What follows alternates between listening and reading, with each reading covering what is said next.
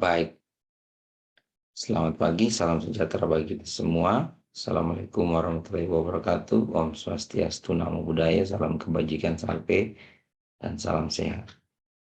Kita kembali bertemu untuk pertemuan ke-10 mata kuliah biostatistika dan deskriptif dan inferensial. Dan kali ini topik yang kita akan sama-sama pelajari yaitu korelasi dan regresi. Korelasi dan regresi.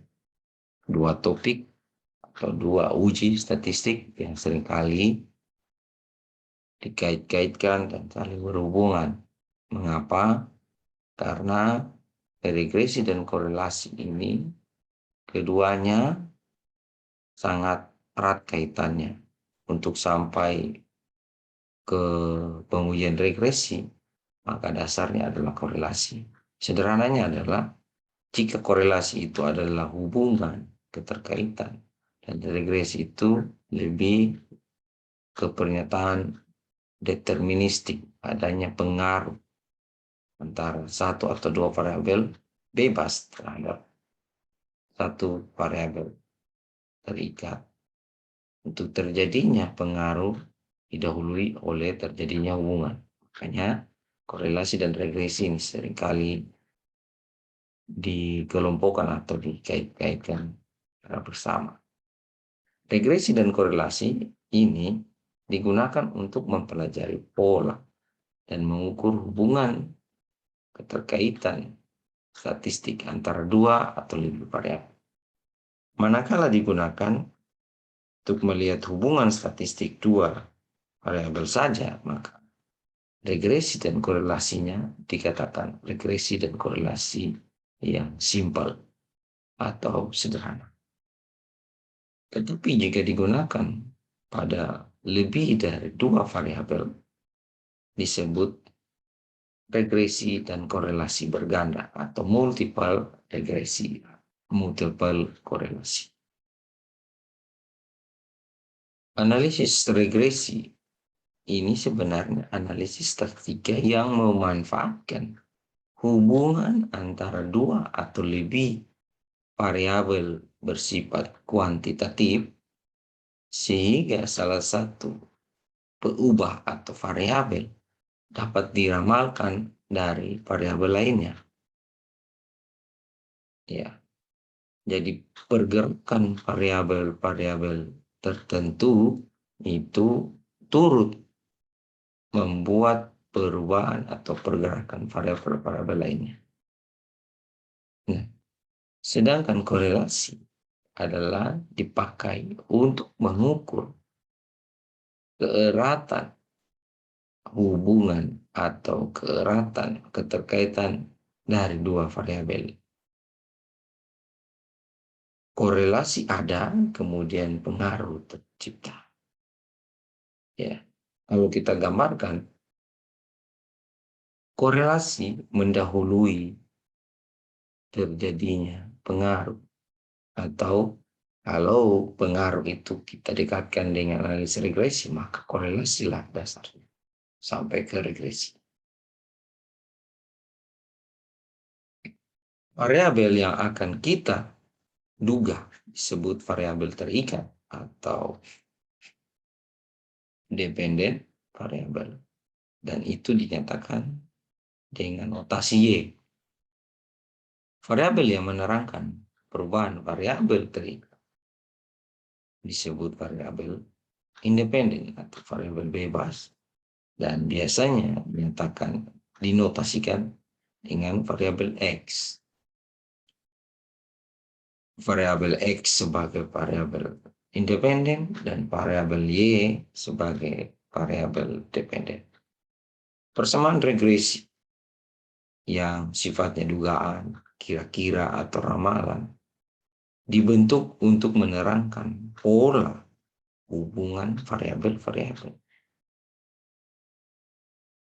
Analisis korelasi digunakan untuk mengukur keeratan hubungan antara variabel-variabel. Yang penting juga kita ketahui adalah apabila kita mau melihat pengaruh antara beberapa variabel, maka kembali lagi haruslah, saya garis bawahi, haruslah dimulai oleh adanya korelasi. Saya kasih contoh kasus. Ketika si A dan si B berjabat tangan, ya, itu sebenarnya sedang terjadi hubungan, ya, hubungan atau korelasi di antara dua orang tersebut, A dan B. Manakala saat dia berjabat tangan, si B kemudian tiba-tiba berteriak kesakitan. Sebenarnya A sedang mempengaruhi si B sehingga dia berteriak. Maka korelasinya ada pada jabat tangan itu. Entah ya, si A menggenggam erat atau si A kemudian menjepit atau si A melakukan sesuatu yang menyebabkan si B berteriak kesakitan. Nah, kita lanjut. Pada awal tadi dikatakan jika analis regresinya adalah pada satu variabel X dan satu variabel Y, maka itulah dapat dikerjakan dengan analisis yang simple atau analisis regresi sederhana. Persamaan garis regresi linear sederhana, garis regresi linear sederhana untuk sampel itu dinotasikan atau dalam persamaan Y sama dengan A plus BX. Jika diberikan data sampel X, Y, Y, di mana I itu sendiri dimulai dari angka 1, 2, dan seterusnya sampai dengan N, maka nilai dugaan bagi parameter dalam garis regresinya adalah Y sama dengan A plus BX. Di mana kalau kita lanjutkan atau kita hitung lagi, A itu sendiri sama dengan Y bar dikurangi dengan B X bar, di mana untuk mendapatkan nilai A itu sendiri diperoleh dari jumlah variabel dependen secara keseluruhan atau sigma Y dikali dengan jumlah variabel X atau independen kuadrat dikurangi dengan jumlah keseluruhan variabel independen X dikali dengan perkalian antara kedua variabel. Lalu hasilnya dibagi dengan besar sampel N dikali dengan jumlah dari variabel-variabel independen yang dikuadratkan dikurangi dengan jumlah variabel independen itu sendiri secara total lalu dikuadrat. Ya. Notasi A ini juga seringkali disebut dengan intercept. Ya, ada juga yang menotasikan dengan B0, ada juga yang menotasikan dengan beta 0. Ya. Sementara B itu sendiri ya sama dengan beta 1 atau biasa dikenal dengan slope, di mana perhitungannya diambil dari jumlah sampel dikali dengan jumlah atau jumlah perkalian variabel independen dan variabel dependen. Ya, catatannya di sini variabel independennya 1 dan variabel dependennya 1. Kemudian dikurangi dengan jumlah dari variabel independen atau X. Ya, dikali dengan jumlah variabel dependen atau sigma Y. Ya, hasilnya lalu dibagi dengan besar sampel dikali dengan sigma variabel X kuadrat, ya, dikurangi dengan seluruh variabel X yang dijumlahkan dan dikuadrat. Jadi kita sudah sama-sama bisa melihat di sini bahwa untuk sampai pada persamaan Y sama dengan A tambah beta X, itu kita lihat A didapat dari persamaan yang ada ini, dan juga B didapat atau slope didapat dari persamaan yang paling bawah ini. Di mana Y itu tadi dikatakan Y adalah nilai yang diukur atau dihitung pada variabel yang dependen. Kemudian X adalah nilai tertentu yang disebut atau yang diperoleh dari variabel independen. Karena nilainya 1, maka disebut dengan simple regresi. Ya. Intercept A adalah perpotongan garis regresi dengan sumbu Y. Dan P atau slope adalah koefisien regresi, ya, atau kemiringan dari garis regresi untuk mengukur kenaikan atau penurunan Y untuk setiap perubahan satu satuan X.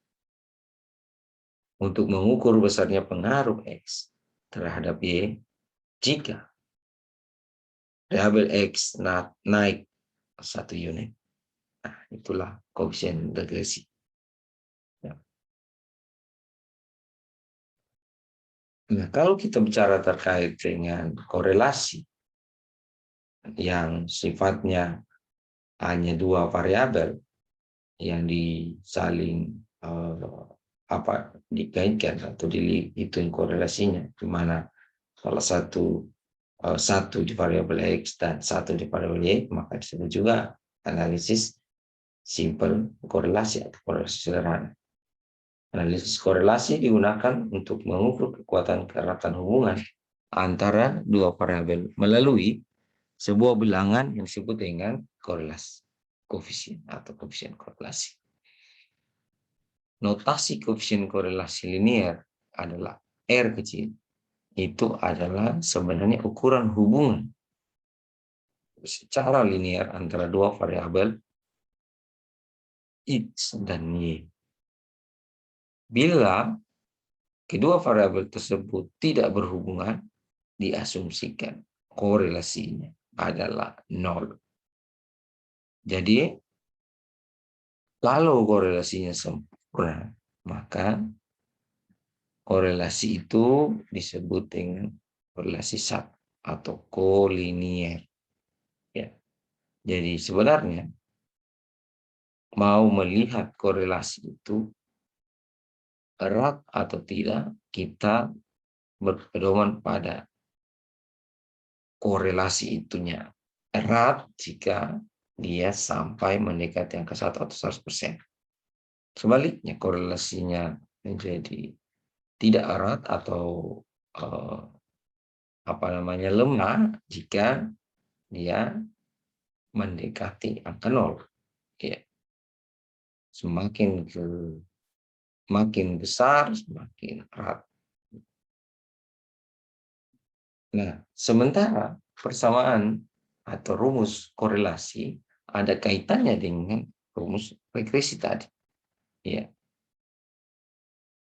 Di mana koefisien korelasi R kecil itu didapat ya dari bagaimana jumlah atau banyak pasangan nilai itu yang ada atau responden yang ada dikali dengan jumlah masing-masing perkalian masing-masing variabel X dan Y dikurangi jumlah variabel independen dikali dengan jumlah variabel dependen, lalu dibagi dan ditarik akarnya, di mana N atau banyaknya pasangan nilai, banyaknya individu atau responden dikali dengan jumlah X kuadrat dikurangi dengan jumlah X yang dikuadratkan. Jadi harus hati-hati, ada jumlah X kuadrat, ada jumlah X yang dikuadratkan. Perbedaannya adalah ketika yang di dalam kurung ini jumlah X di kuadrat itu adalah jumlah X semua dulu baru dikuadrat. Tapi jumlah yang ini adalah jumlah X kuadrat adalah X variabel independen untuk orang pertama berapa dikuadratkan, orang kedua berapa dikuadratkan, orang ketiga berapa dikuadratkan, dan begitu seterusnya. Demikian juga untuk variabel Y. Ya. Jangan dilupakan ini ditarik akarnya setelah kita menghitung hasilnya. Di mana jumlah X, Y itu adalah jumlah perkalian variabel X dan Y. X kuadrat adalah jumlah kuadrat X sendiri. Jumlah Y kuadrat adalah jumlah kuadrat Y. Dan ini adalah banyaknya responden atau pasangan nilai. Nah sekarang dari persamaan yang tadi, bagaimana ya kita bisa menghitung? Ya, silakan ditulis dulu ini. Bagaimana kita bisa menghitung sebuah kumpulan data seperti ini? Silakan ditulis dulu. Ya, tentukan berdasarkan rumus persamaan regresi tadi Y sama dengan A tambah BX. Tentukan persamaan regresinya berapa. Lalu bagaimana besar penjualan per minggu? Ya. Iklan ya cara cuci tangan pakai sabun itu bisa ya, untuk yang tayang dalam besar 35 kali. Dan berapa koefisien korelasi R? Ya, silakan ditulis. Frekuensi tayang ini adalah penelitian yang dilakukan oleh apotek Obat K23 untuk menentukan hubungan antara frekuensi penayangan iklan cuci tangan pakai sabun per minggunya dan hasil penjualan sabun antiseptik merek X-Boy. Ya, datanya jika ya didistribusikan sebagai berikut.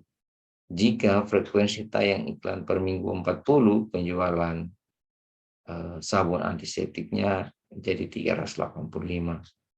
Ya, jika frekuensi tayang iklannya dalam per minggu itu 20 dan ternyata didapatkan penjualan 400. Lalu 25 dapat 395, 20 tayangannya frekuensi tayang iklan 20 kemudian 365 pada penjualan 30 pada 475 50. Jadi pasangan-pasangan ya 50 440 40 490 20 420 hingga yang terakhir frekuensi tayang 50 dia menghasilkan penjualan 510. Ya. Ya, bagaimana? Ya, tentu kita harus membuatnya di dalam bentuk tabel ya. Tabel frekuensi tayang itu kita sepakati adalah variabel X ya pada kita membuat kolom ya. Kolom pertama adalah X atau frekuensi tayang. Mulailah kita mengurutkan orang pertama 40, maksud saya data yang pertama 40, yang kedua 20, yang ketiga 25, 4 20, yang kelima 30, yang keenam 50, yang ketujuh 40, yang kedelapan 20, yang kesembilan 50, yang ke-10 40, yang ke-11 25, dan yang ke-12 35. Kita urutkan, kita buatkan tabelnya. Dan sebelah kolom X atau frekuensi tayang, lalu kita tuliskan variabel Y atau penjualan masing-masing berpasangan 385, 400, 395 hingga 510. Ya. Saya kira ini dicatat dulu. Ini pengantar. Nanti sebentar saya kasih contoh Dan setelah Anda sudah catat ini, maka langsung bisa Anda kerjakan tanpa saya perintah. Oke, dicatat saya dulu ini sebagai bahan itu belajar. Nah, ya, ini nanti saya akan tanyakan lagi. Dan selanjutnya kita masuk pada masing-masing topik ini. Kita masuk yang pertama, korelasi. Iya, kita masuk pada korelasi produk momen dari person. Ya, disebut dengan korelasi person. Ya, tadi kita sudah lihat rumusnya, tapi saya mau ajak kita lihat dulu apa sih korelasi person ini. Ini adalah untuk mengetahui hubungan antara dua variabel. Ya. Dan distribusi normal di varian. Itu menjadi dasar. Ya. Sifat dari korelasi ini adalah simetris. Maksudnya bagaimana? Posisi antara variabel X dan variabel Y itu dianggap sepadan, sama, sebangun. Maksudnya, pada satu ketika kita bisa melihat hubungan atau menguji hubungan antara status pendidikan dan status gizi misalnya. Ya. Tetapi ada peneliti lain yang bisa membolak-balikannya. Jadi status gizi ada kaitannya dengan status pendidikan. Jadi bolak-balik. Misalnya X pada saat tertentu dia menjadi variabel pendidikan itu menjadi X dan status gizi menjadi Y. Di penelitian lain bisa jadi status gizi menjadi X dan pendidikan menjadi. Itu yang disebut yang simetris. Tidak jelas mana yang lebih besar ataupun lebih kecil karena posisinya simetris sama. Adapun kuat hubungan untuk korelasi dinyatakan dengan notasi R. Ya, nilainya itu bergerak dari ya 0 sampai dengan 1. Ya. Lalu pada saat operasional nanti bisa jadi nilainya menjadi negatif. Nah, ini yang saya mau buat tahu. Tanda positif dan negatif dari hasil perhitungan persamaan dalam korelasi itu sebenarnya mau menandakan arah korelasi. Negatif artinya dia berkorelasi tetapi toksik sifatnya. Ya. Tetapi jika nilainya positif itu adalah korelasi yang good vibes. Dia memberikan tambahan dari satu variabel diikuti oleh variabel lain. Itu yang disebut dengan arah korelasi yang positif. Bagaimana dengan yang negatif? Jika satu meningkat, maka yang lain wajib atau harus menurun. Itu yang disebut dengan arah korelasi negatif. Ya. Walaupun rumusnya tadi sudah disebutkan atau ditayangkan, ya. Yang penting kita harus ingat pembilangnya mana, penyebutnya mana, dan operasionalnya bagaimana. Ya. Sebagai uji hipotesis, langkah pertama wajib hukumnya untuk kita menuliskan hipotesis kita apa. Ya. Ini contoh karena pengerjaan pada hipotesis. Ini harus dituliskan lengkap pada pelajaran seperti ini. Tetapi untuk pada saat dinarasikan di penelitian, notasi-notasi rumus-rumus seperti ini akan lebih dalam bentuk redaksi kata-kata, dan umumnya yang dipakai itu bukan hipotesis statistik, tapi itu hipotesis penelitian yang di dalam gambar ini biasanya diwakili oleh alternatif bahasa. Ya, kalau kita lihat ini uji hipotesis H0, ya, rho sama dengan 0 atau R sama dengan 0. Ya. Artinya bahwa hipotesis awal mau melihat bahwa tidak ada korelasi atau tidak ada hubungan antara Kedua, variabel X, variabel Y disimbolkan R sama dengan 0. Nah, hipotesis tandingan atau hipotesis alternatifnya adalah R tidak sama dengan 0. Ya, artinya ada hubungan. Ya, bukan 0. Kalau tidak ada hubungan dinyatakan dengan 0. Nah, kriteria menerima dan menolak hipotesis 0 itu apabila R hasil perhitungan dengan rumus yang tadi yang panjang itu kita bandingkan dengan tabel R. Sayangnya sekali lagi tabel R itu yang dalamnya adalah alfa dengan N-2 ya adalah seringkali kita tidak bawa begitu. Nah, hanya untuk uji-uji statistik dengan menggunakan software biasanya tabel R itu ya diganti atau disimbolkan dengan cara kita melihat output dari operasional software atau aplikasi perhitungan statistiknya dalam kolom yang dikeluarkan. Nah, entah dia itu lebih besar atau lebih kecil daripada alfa, maka konsekuensinya akan ikut. Ya, di mana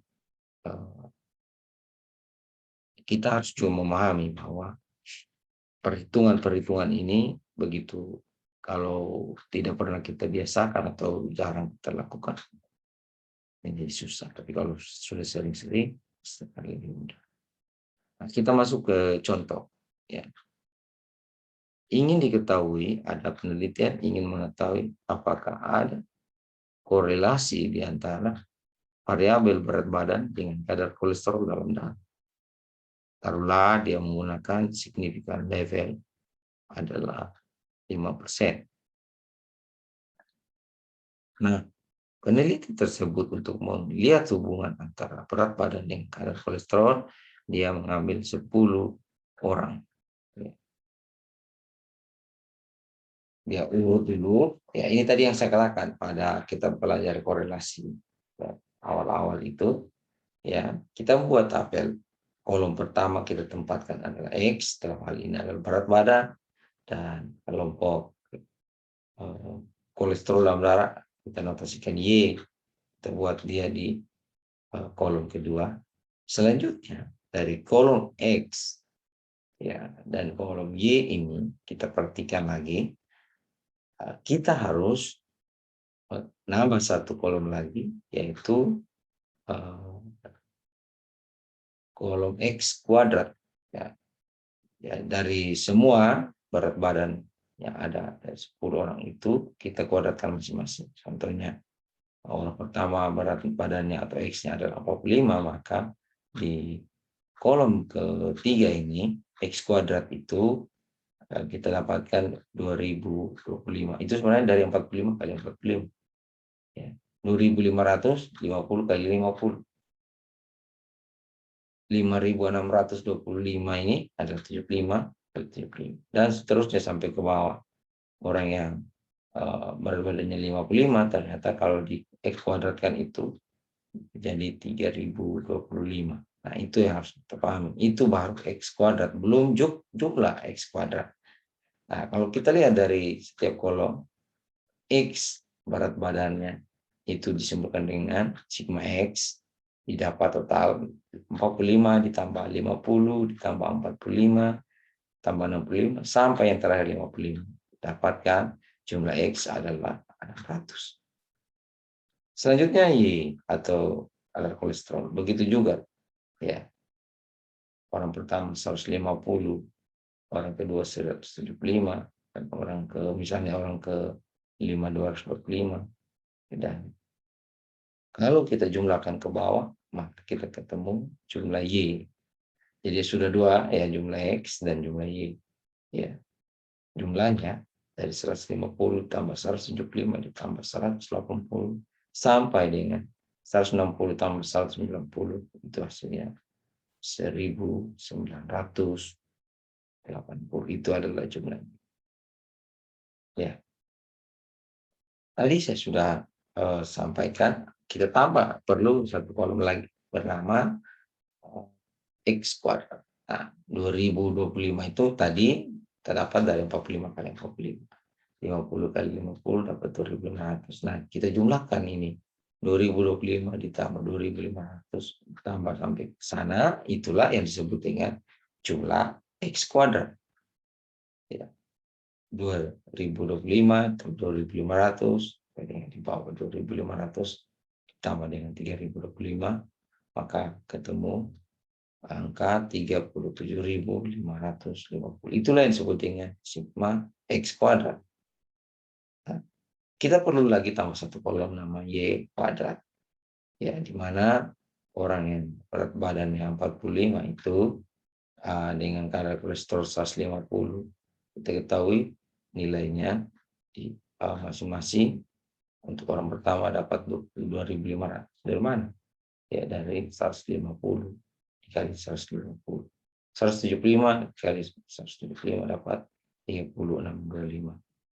Kemudian yang lain-lain, ya, 160 dikali dengan 160 dapat 5.600. Dan seterusnya. Kalau kita jumlahkan ke bawah, jumlah Y kuadrat itu dapat 406.000. Hingga selanjutnya kita perlu menambahkan satu tabel. Karena unsur-unsur yang menjadi judul kolom pada tabel hasil pengumpulan data ini, itu ya, sebentar dalam persamaan perhitungan sangat ditentukan.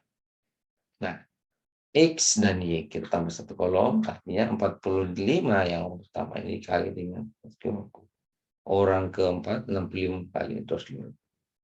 Dan seterusnya sampai ke bawah, orang ke-10, ketemu nilainya orang terakhir itu 10.450. Ini yang kita jumlahkan. Dari atas 6.700 ditambah 8.750 sampai dengan ke bawah, itu yang disebut dengan sigma X Y. Hasilnya 122.300.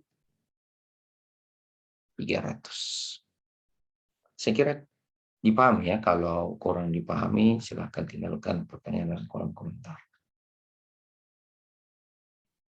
Kalau kita pasang maksud saya uji hipotesis tadi, hipotesisnya adalah tidak ada hubungan atau kaitan antara berat badan dengan kadar kolesterol darah atau Rho sama dengan 0. Alternatifnya jelas ada hubungan. Kita masukkan. Lihat alfa kita 5%, tabel yang kita akan pakai adalah tabel R, dan perhitungannya didapatnya dari masing-masing variabel itu sendiri.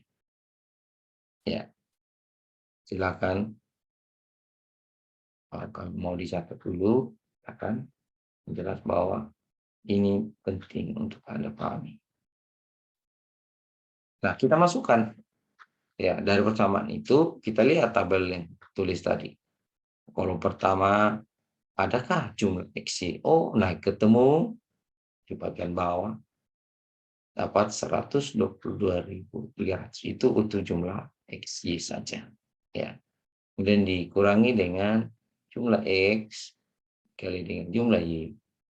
Jumlah X 600 kali dengan jumlah Y 1980 dibagi dengan responden yang dihitung tadi, data berat badan kolesterolnya itu pada 10. Kemudian dibagi dengan angka. Ya. Jumlah X kuadrat ya 37.550 dikurangi dengan jumlah X yang kuadratkan, dapatkan tumbuh 600 kuadrat ya, dibagi dengan 10 dikali dengan jumlah Y kuadrat. Nah, ketemu 406.600 dikurangi 1980 kuadrat dibagi dengan 10. Silakan dihitung ya, itu sendiri. Jangan langsung menerima mentah-mentah, dan kalau bisa ini tulis sendiri dari catatan.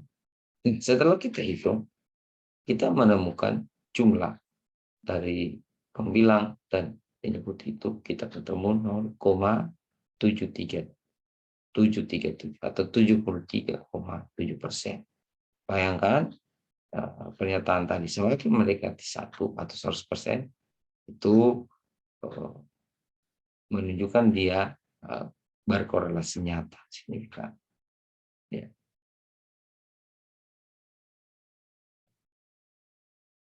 Nah, selanjutnya hasil perhitungan R tadi itu kita bandingkan dengan tabel R, ya tabel R yang sudah ada, dan kita ketemu adalah untuk alfa 0,05 dengan derajat bebas TF sama dengan 8. Pada tabel R itu titik kritisnya adalah 0,632.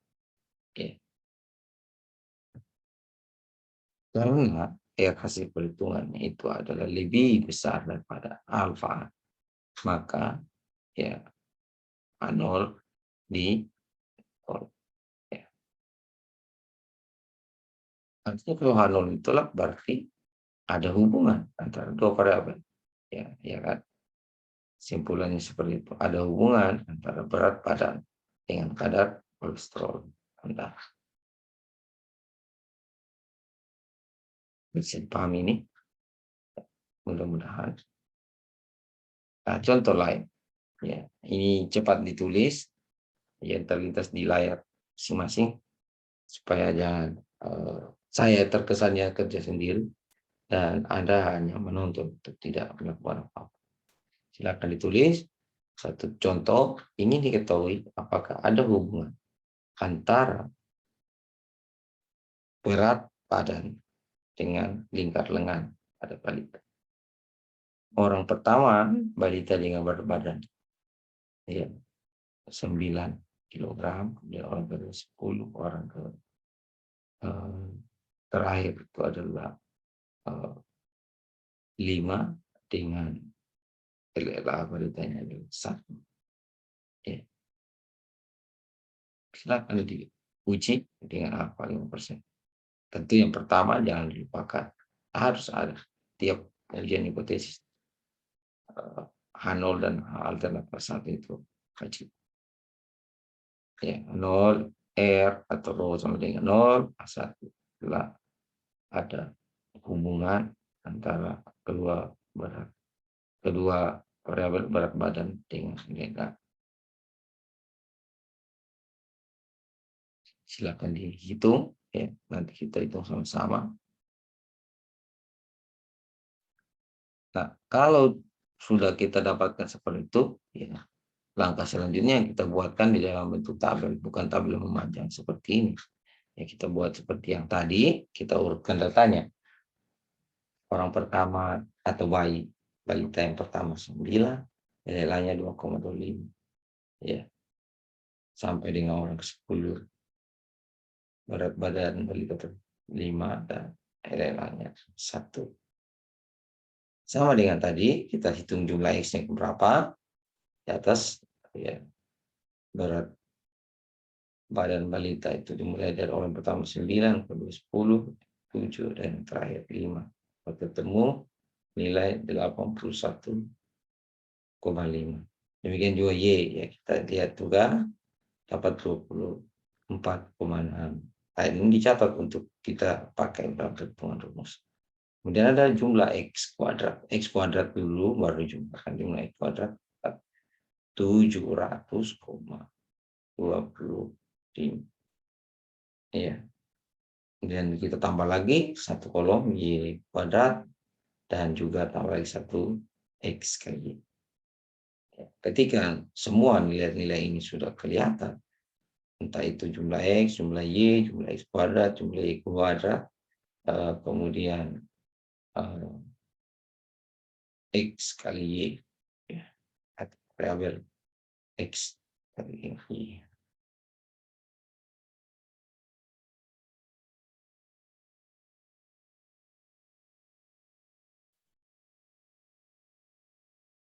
Baik, ya.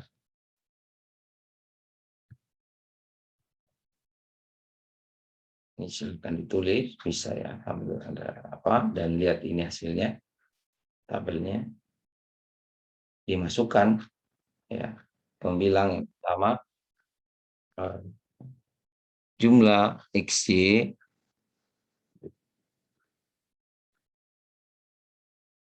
kurangi dengan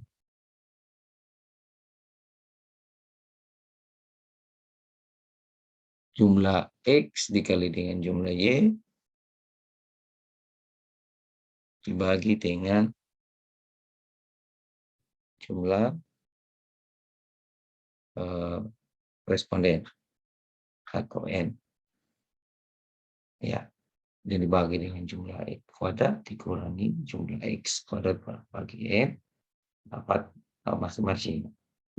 Yang pertama jumlah X itu 211,45, dia dikurangi 81,5 dikali 24,6 yang dibagi dengan jumlah 10, dan di bawah adalah jumlah X kuadrat 700, ya kurang dengan 81,5 yang kuadratkan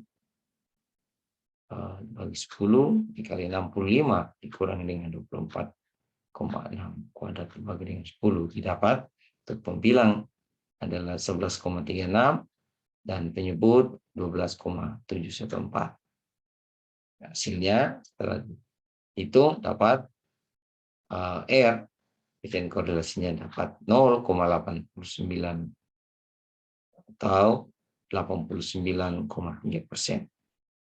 Nah, kalau kita perhatikan di tabel, ya, saya share dulu tabelnya supaya lebih kita sama-sama pahami. Kalau kita perhatikan pada R dengan derajat bebas 10 kurang 2 adalah 8 dan alfanya 0,05, maka kita dapatkan ya nilainya adalah R tabel dengan posisi alfa yang kita pakai itu adalah 0,05 dengan hipotesisnya adalah 2 atau 2T, karena hipotesisnya itu yang 0 adalah R sama dengan 0, hipotesis aljabarnya R tidak sama dengan 0. Tidak sama dengan 0 itu bisa jadi 2 ya, makanya disebut dengan total testing. Ya, kita perhatikan N ya, DF itu didapat N kurang 2 atau 10 kurang 2 ini dapat 8, dan alfa yang kita pakai adalah 0,05, maka ya, yang kita akan pakai itu adalah yang dengan N sama dengan 10 ya, ketemu 0,632 ya, kalau sudah dikurangi dapat 0,707 ya, karena DF kita itu adalah N-2 ukuran 2 8, maka yang kita pakai sebenarnya adalah 0,707 ya, karena sudah dikurangi ya. Kalau pada soal sebelumnya misalnya adalah 12, maka yang kita pakai 0,632 ya. Kira demikian untuk tabel.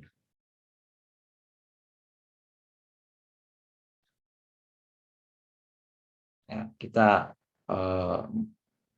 R tabel dengan 10 responden itu adalah 0,632, maka kesimpulannya 0,893 lebih besar daripada 0,632. H0 ditolak. H0 ditolak, ada hubungan antara kedua variabel, yaitu berat badan dengan LLA atau lingkar lengan.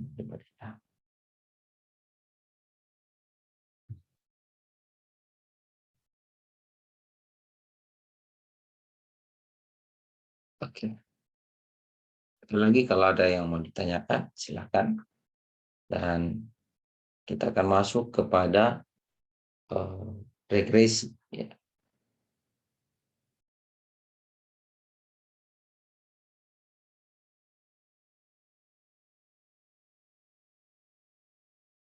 Kalau tidak ada, kita lanjut ke regresi. Ya,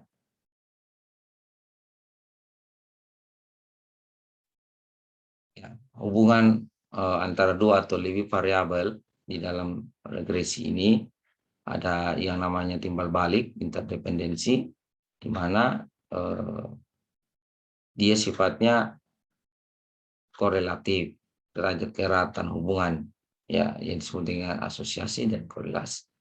Ada juga hubungan kausalitas, sebab akibat, di mana X itu mendahului terjadinya Y, yang kali saya katakan tadi. X sebagai sebab dan Y sebagai akibat. Korelasi atau asosiasi tidak ada pembagian yang mana sebagai variabel independen. Tadi saya katakan, contohnya tadi itu adalah pendidikan dan status gizi, ya, atau status ekonomi misalnya. Dan Y1, ya, tidak bisa kita katakan dia menjadi sebab atau akibat dari Y2. Maka dia sifatnya interdependensi atau bolak-balik atau simetris begitu. Ya. Pada beberapa penelitian lain juga, variabel dihubungkan dengan panah sambil timbal balik. Ya, dinyatakan dengan koefisien korelasi atau asosiasi, ya, menyatakan kuatnya hubungan antara dua atau lebih variabel.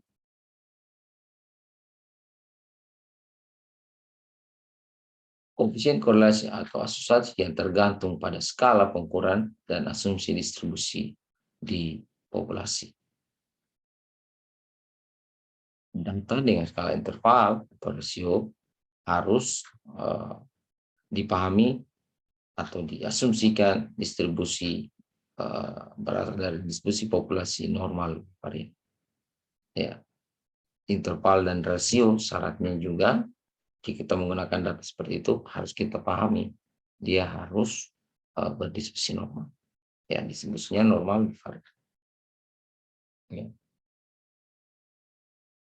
Pada saat kita melihat skala variabel kita itu adalah interval dan rasio, maka kalau kita mau melihat korelasinya, asosiasinya adalah kita gunakannya tadi koefisien korelasi person.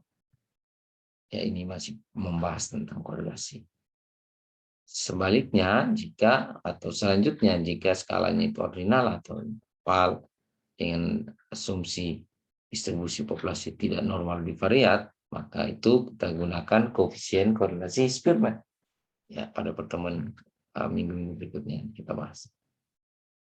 Nah, untuk data dengan skala ordinal yang penyajiannya dalam bentuk kategorikal berlaku koefisien korelasi gamma atau kendall, ya.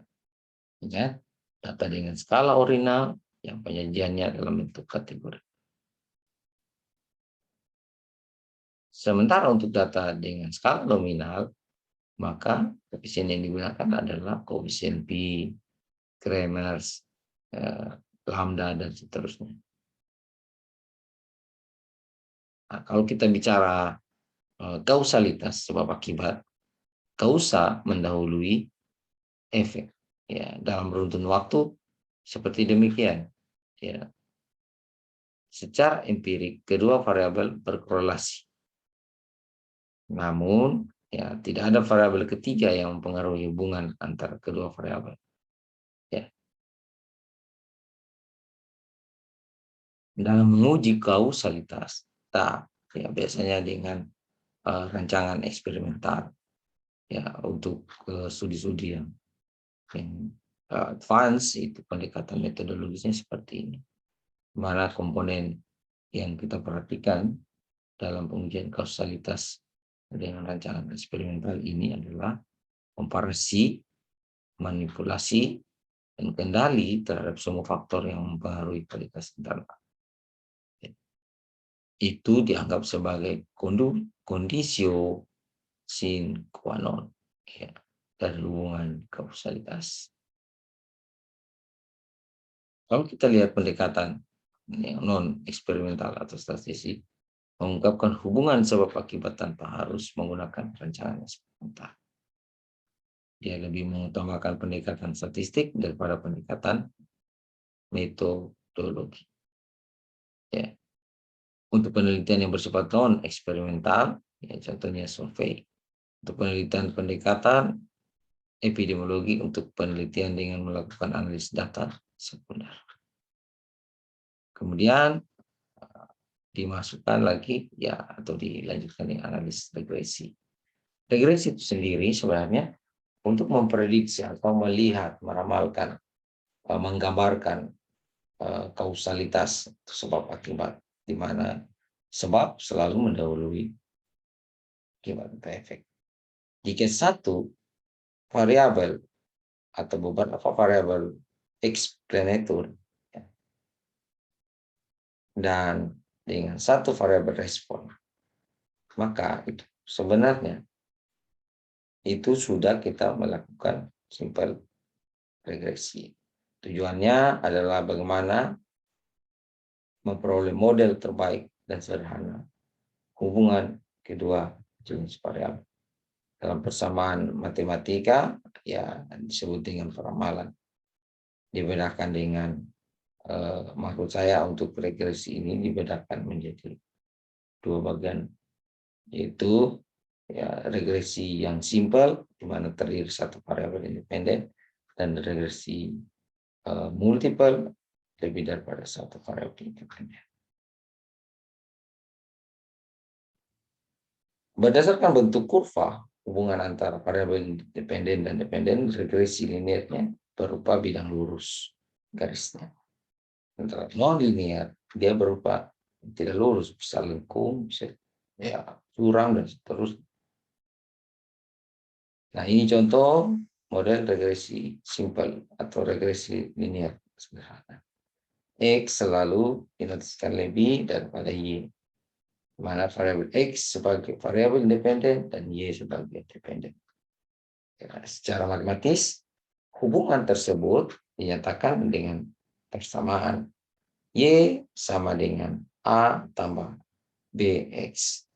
Ya, atau Y1 sama dengan beta 0 atau alfa ditambah dengan beta 1 X I ditambah dengan epsilon ini. Ya, itu adalah rumusnya. Ini penjelasannya, nanti bisa dibaca juga. Kemudian kita masuk ke model regresi linear berganda, di mana variabel independennya lebih daripada satu dan variabel independennya satu. Variabel X1, X2, X3 sebagai variabel independen yang secara bersama-sama mempengaruhi variabel Y. Dan rumusnya secara matematis, hubungan ya ini baru sampai ke pengaruh ataupun apa ya, dinyatakan dengan rumus Y sama dengan beta 0 ditambah B1 X1I ditambah B2 X2I ditambah B3 X3I ditambah dengan epsilon. Ya, ini penjelasan dari rumus. Ya, langkah-langkahnya menguji asumsi dulu, kemudian estimasi parameter, bisa juga langsung pengujian model regresinya dan pengujian parameter. Ya, estimasi parameter itu ada least squares, pada kecil ada maksimum likelihood, dan ya.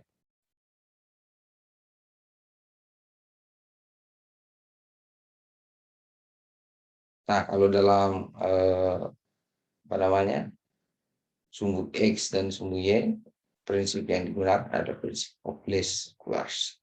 Ya, itu adalah variabel-variabel Y, perubahan-perubahannya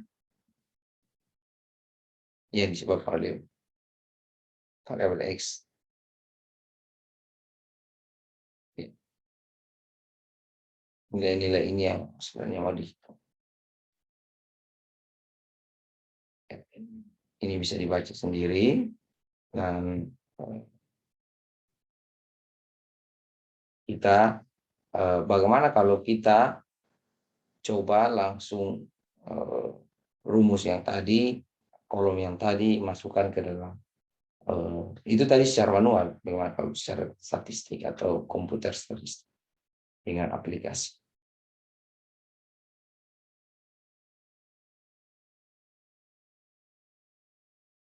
Ya, mudah-mudahan bisa.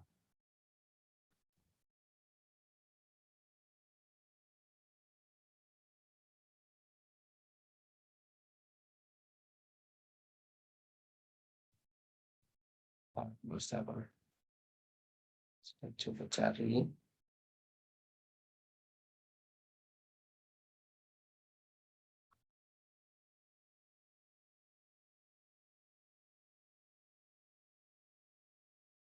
Ya.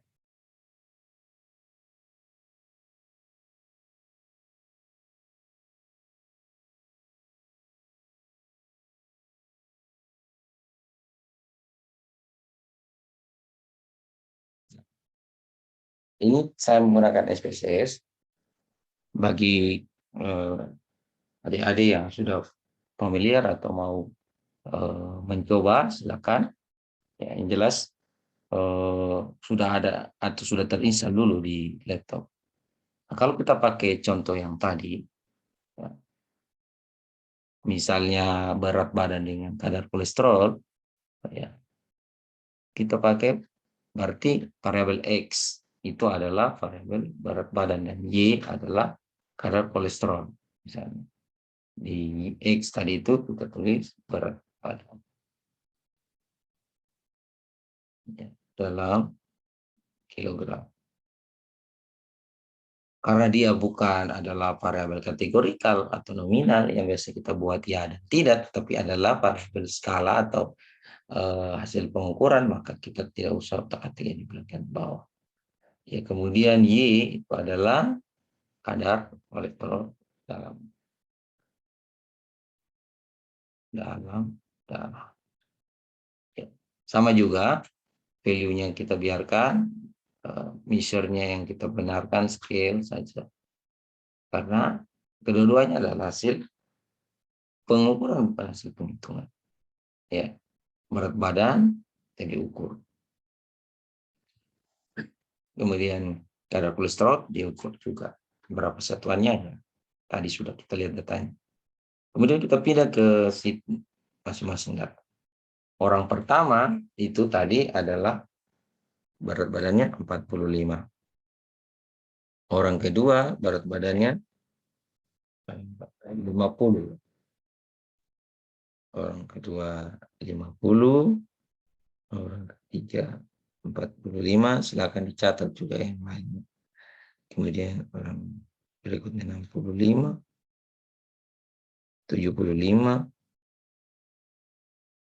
60. 75. 80. 50. 55.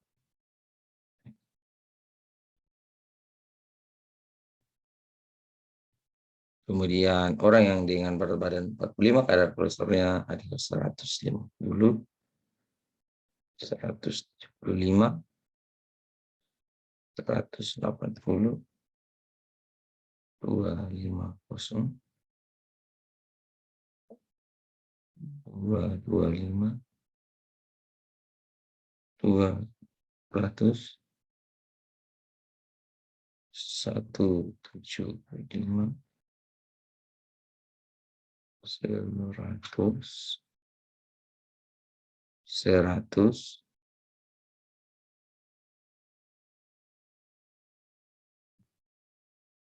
ya nanti dicek ya.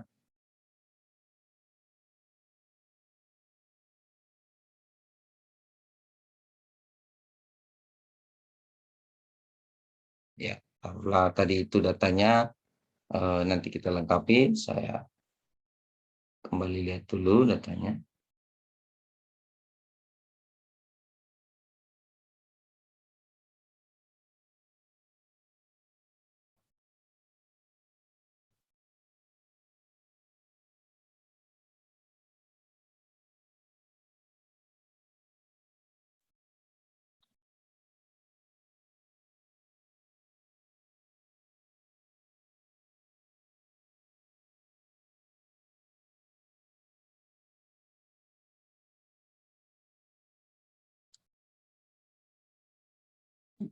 275, 160, 190.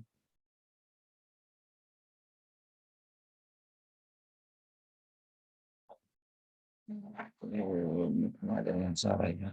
Sebentar.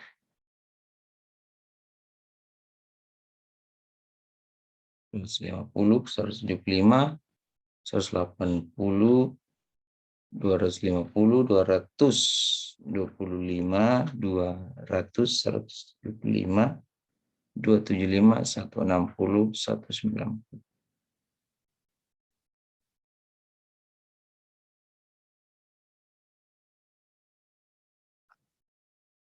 175, 80, 250, 225, 200, 175, 275, 275,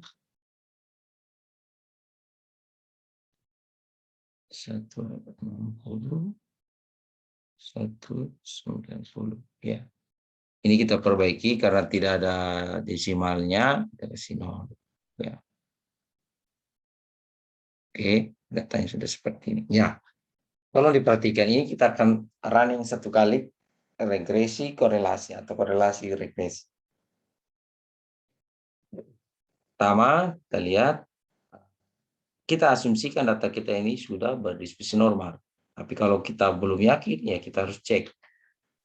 Kalaupun hasilnya tidak berdistribusi normal, kita anggap saja berdistribusi normal untuk kepentingan latihan ya.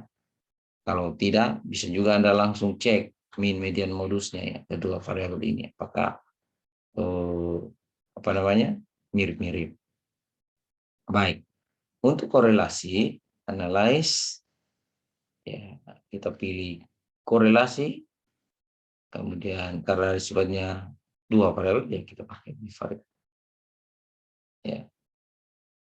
Pindahkan kedua variabelnya, bisa satu-satu kali, bisa sama-sama. Kemudian lihat di bawah, korelasi yang kita pakai adalah produk momen dari person, oke, retail, dan di atas tidak ada yang harus kita otak-atik, kemudian kita oke. Ya, saya share screen dulu supaya jelas.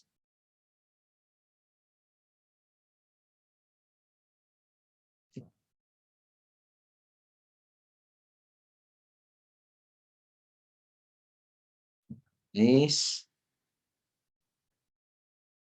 kita lihat, ya, karena tadi sudah saya sebelum saya share screen ya, kita pindahkan variabel masing-masing sini. Terpilih di sini person ya, karena korelasi person, kemudian yang lain tidak usah, kita oke. Ya, mudah-mudahan dia tampil ini di layar. Hasilnya itu menunjukkan nilai person correlation signifikan detailnya itu person correlation 0,737. Ya, di sini ada bintang. Kalau tanda bintang berarti itu adalah korelasinya ada signifikan. Buktinya adalah di bawah sini. Signifikan detailnya itu 0,015, lebih kecil daripada alfa. Ya. Kalau tabel harus lebih besar daripada tabel. Hasil perumusan itu kalau alfa dia harus lebih kecil daripada alfa. Maka bisa disimpulkan besar korelasinya adalah 73% dan itu adalah signifikan. Ya.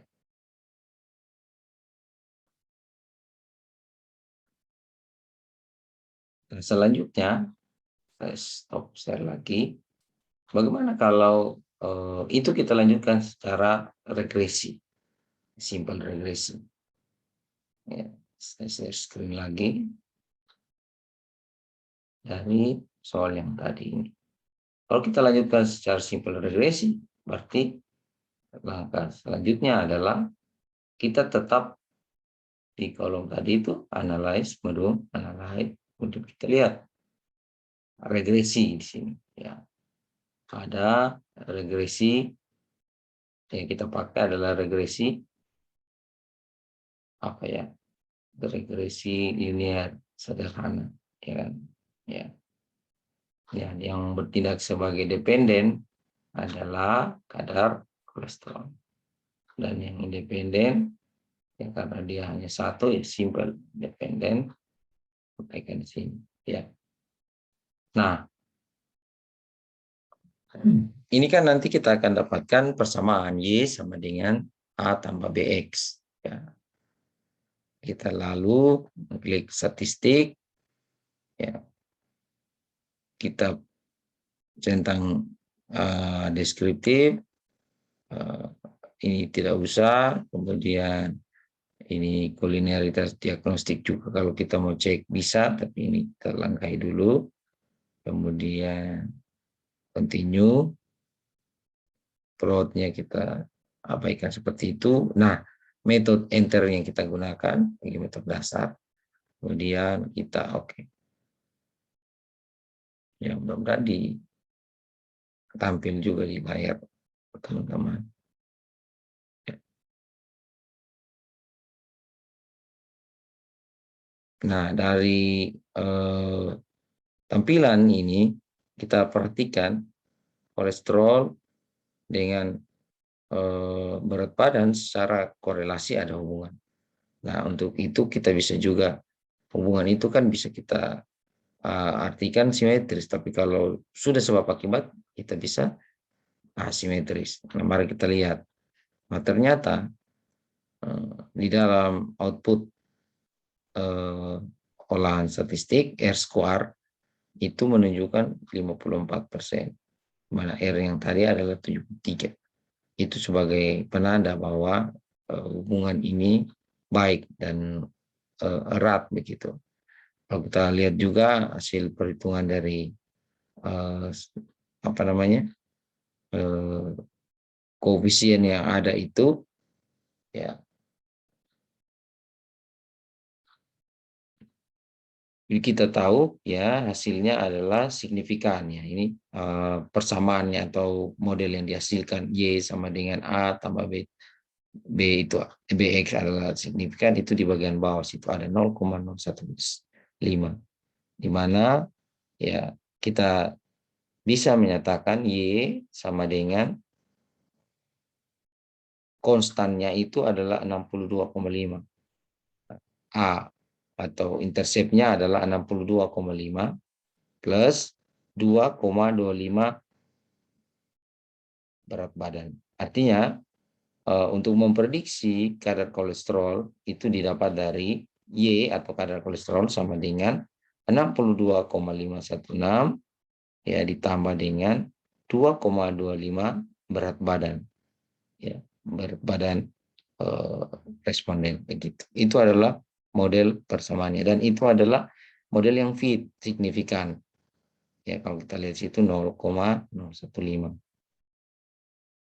Nah, ketika persamaan sudah kita temukan Y sama dengan 62,516 plus 2,258, itu artinya bahwa kalau misalnya berat badannya bertambah 1 unit atau 1 kilo, maka kolesterol